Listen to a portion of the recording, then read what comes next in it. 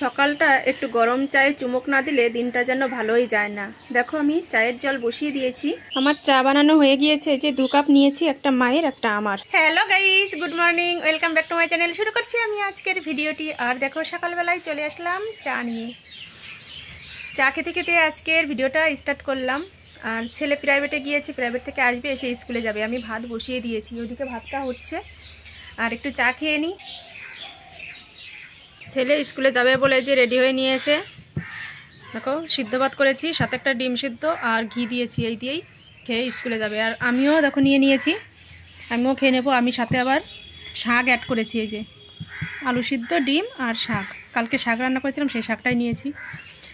আর ও গেঞ্জি পরে বসেছে, জামাটা গায়ে দেবে, স্কুলে চলে যাবে। চলো খেয়ে নিই।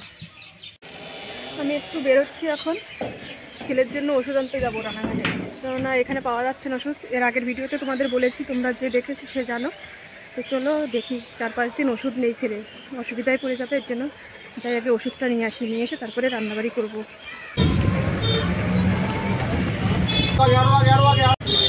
শেষমেশ ওষুধ পেলাম, আর এখন একটু গাড়িতে উঠবো।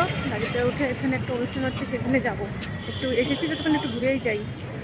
চলে এসেছি উৎসবের এখানে, আর এখানে হচ্ছে বিবেক উৎসব। কিন্তু দুঃখের বিষয়, আমি গেটের সামনে এসে দাঁড়িয়েছি, আমাকে সিকিউরিটি বলছে যে এখন ঢোকা হবে না, 4টের পরে গেট খোলা হবে।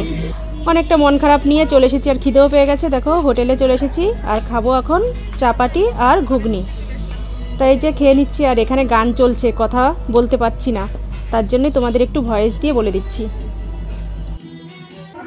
অনেকটা মন খারাপ নিয়ে তারপরে যে চলে আসলাম বাড়িতে। আর বাসে বসেছি, দেখো তোমাদের একটু দেখিয়ে দিচ্ছি কতটা পরিমাণে ভিড়। ছাত্রদের এতটাই বাসে তুলেছে ঠেসে ঠেসে, দাঁড়ানোর জায়গা নেই। তোমাদের দেখিয়ে দিচ্ছি কন্ট্রাক্টর কিভাবে ঝুলে ঝুলে যাচ্ছে। দেখো কি পরিস্থিতি, মানুষ দুটো পয়সার জন্য জীবনের মায়া পর্যন্ত ত্যাগ করে ফেলে। দেখো একদম পুরো বাসের বাইরে দাঁড়িয়ে রয়েছে। বাসের যদি কোনো কিছুতে লেগে যায় কি অবস্থা হবে বলো তো।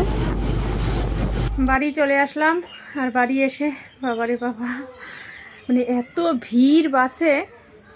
আমি যে সময় উঠেছিলাম সে সময় তো ভিড় ছিল না, কিন্তু এত পরিমাণে ছাত্র উঠলো, তোমাদের দেখাতে পারিনি, দেখালে তোমরা বুঝতে পারতে যে কত ছাত্র একটা বাসের মধ্যে তোলার সময় তোমাদের দেখায়নি, পরে দেখিয়েছি, কিন্তু সেভাবে তো পুরোটা দেখানো যায়নি, অন্ধকার হয়ে গিয়েছিল ভিতরটা।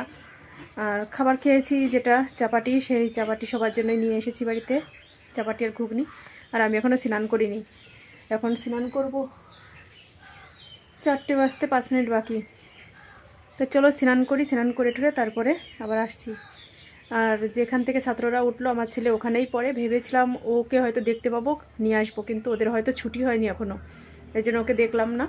তো চলো পরে আসছি। এই 2 পাতা ওষুধ আনতে আমাকে পাগলের মতো ঘুরতে হয়েছে রানাঘাটে। ধানতলা যেমন ছেলে ঘুরেছে পায়নি, আর আমিও আজকে বাবা অভিজ্ঞতা হলো আমার, যে ওষুধের জন্য এত ঘুরতে হয়। এত ফার্মেসি আছে কিন্তু ওষুধ মিলছে না। এই যে সেই হসপিটালের কাছে গিয়ে তারপর একটা ফার্মেসি থেকে নিয়ে আসলাম।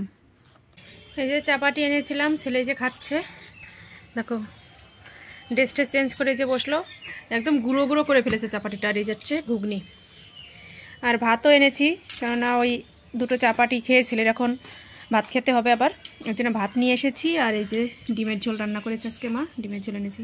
কি ভালো লাগছে খেতে, অনেক দিন পরে চাপাটি আনা হলো বাড়িতে।